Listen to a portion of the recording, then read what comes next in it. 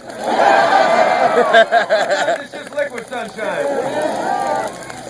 Well, thank you all for coming out and waiting. What an exciting time. 30 days to go. Are you ready to win this election?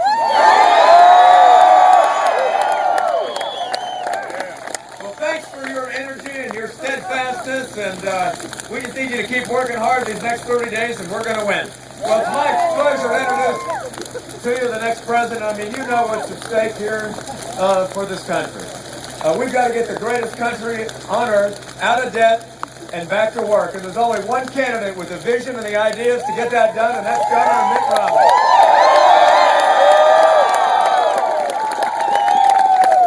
We can't take all these months of 8% unemployment. We can't take $16 trillion in national debt and doubling of gas prices. We've got to have a leader with a vision that knows how to create jobs in the private sector, that knows how to kill deficits like he did in Massachusetts, that knows how to turn things around like he did with the Olympics. So it is time for a new president, and that president's Mitt Romney. And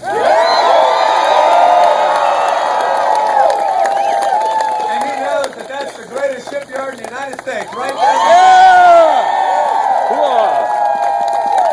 And Governor Romney has said many times that these horrible defense cuts that President Obama has shepherded through $1 trillion over 10 years is simply not acceptable for the men and women of the United States of America and the military.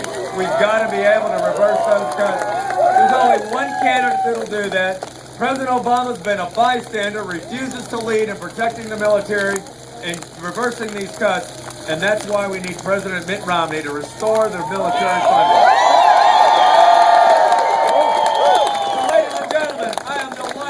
A man of great character, of great fortitude, a person that loves this country dearly, that understands the American dream because he's lived the American dream.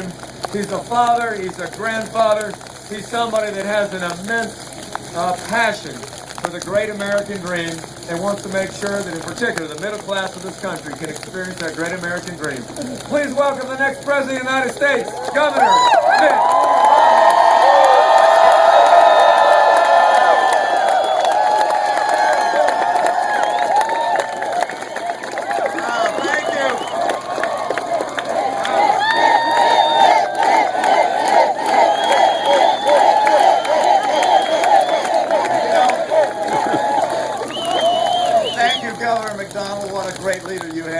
By the way, if people want to know what a conservative can do to help build an economy, they can just look here in Virginia. This is a great governor doing a great job. And people wonder why it is I'm so confident we're going to win. I'm confident because I see you here on a day like this. This is unbelievable. Thank you so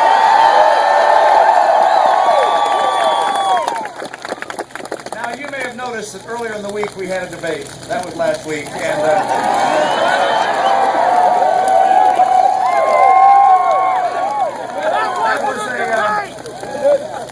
that was a good debate. I enjoyed that debate. There were some places where we agreed and some places we disagreed. Some of the places we agreed were associated with the fact that we would take America in different directions. The president has his path, I have a path. I take they're very, very different. And I'm not going to go through all this in great detail because you've been here for a little while in this sunshine. But I want to remind you of some of the places that are very, very different that we go. Number one, he would continue to spend $1 trillion more than we take in every year. In my view, that's immoral. If I'm president of the United States, I will cut federal spending, I'll cap it, and finally get us on track to a balanced budget.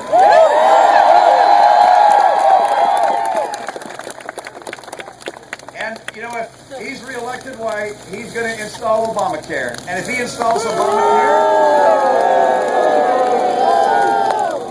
your health insurance is going to cost $2,500 a year more than it would otherwise. And I know he likes to tell you all the free things you're going to get with Obamacare, except it costs $2,500 more. And then you're going to have a government bureaucrat in the doctor's office with you. If I'm elected president, we're getting the bureaucrat out. We're going to go back to have a nation which is not run by Obamacare. We're going to let Obamacare be repealed and replaced by real health care reform that helps hold down costs.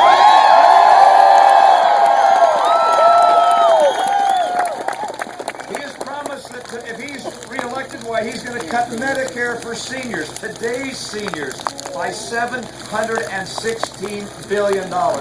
If I'm elected, I will honor the promise to our seniors and restore that money back into Medicare. This president also has made it very clear, if he's reelected, why he's going to continue to cut the military. His budget plan and sequestration plan would take the military spending down by about $1 trillion. That would cut jobs in Virginia by approximately 200,000 people. If I am elected, I will restore funding to our military budget. I will not cut our military commitment.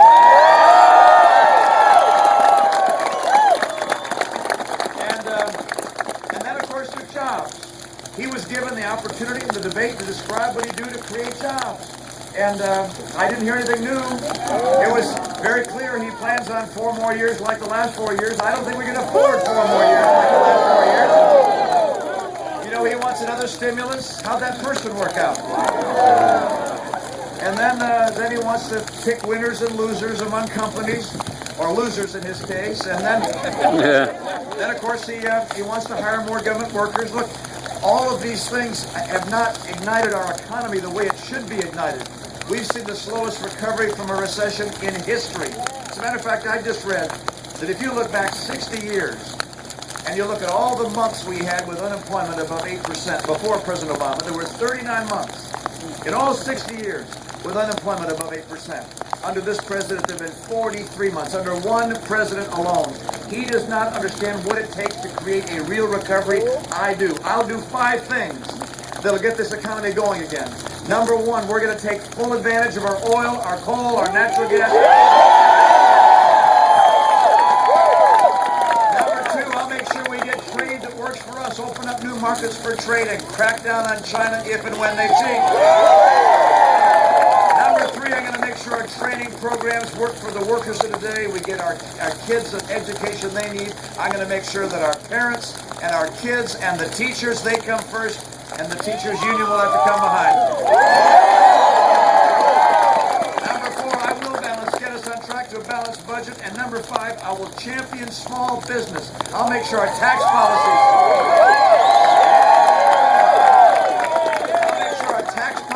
and our regulatory policies and health care, all these things come together to make it easier for small business to grow and thrive.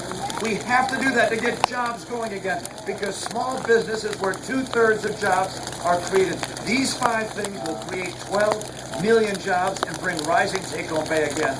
America needs this new direction. We cannot go on the path we've been on. We must restore America's strength, and I will do it with your help.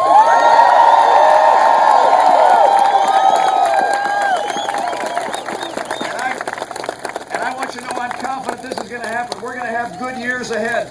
The best is not in the past. The best is in the future. It's getting better. And I've seen that throughout my life. I've had the chance to witness the great qualities of the human spirit that I've seen in my fellow Americans.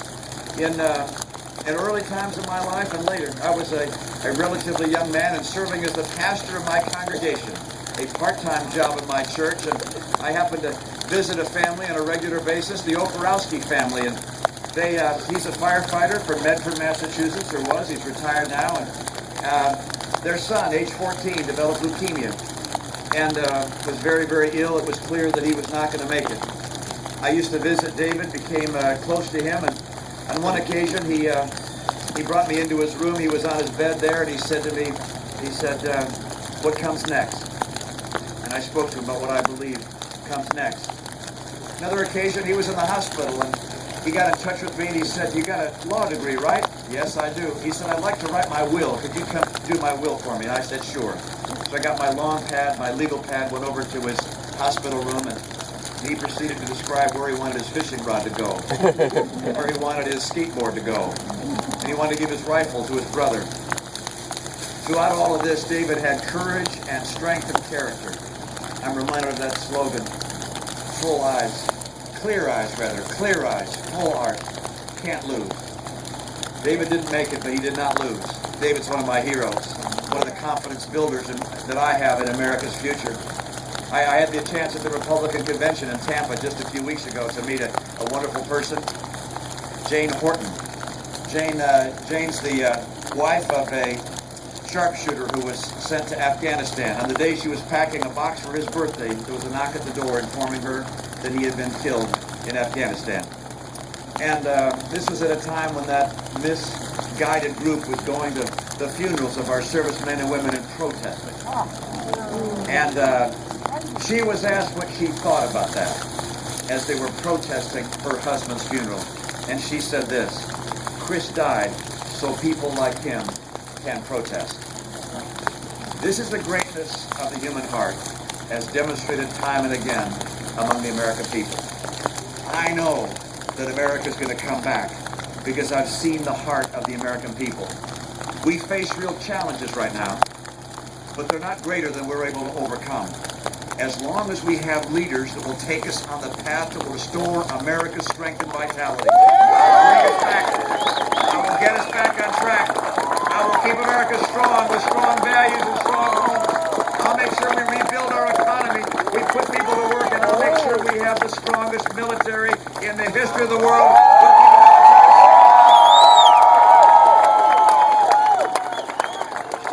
And I have a friend who just joined us, and he doesn't have a raincoat. This is Congressman Scott Ridgel. Come on in, Scott. Come in here and say hi to everybody. Let us say a word or two. I want to shake the hands of the people out front here. But I'm delighted to have the Congressman here. Scott, come say hello to us. Good to see you. He was supposed to be here first to get us started, but he didn't know we were going to start early. There was a motorcade that might have taken precedent here. But Governor, welcome to Virginia's 2nd Congressional District. This is Navy weather right here. What an honor it is to be here with you today. You're such an encouragement to me, and I know to the Governor.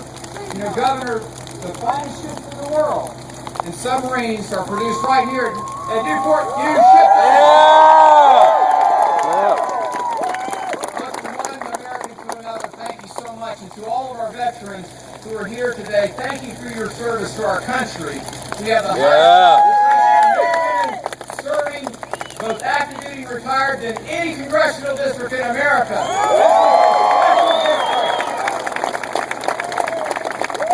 Governor, we stand with you. We are proud of what you're doing and the leadership that you're going to provide this great country for every veteran, for every student, every walk of life. We've got a great product. That is, we have the best ideas and the best values, and I'm proud to stand here in the rain with you. It doesn't matter. Our country's worth fighting for.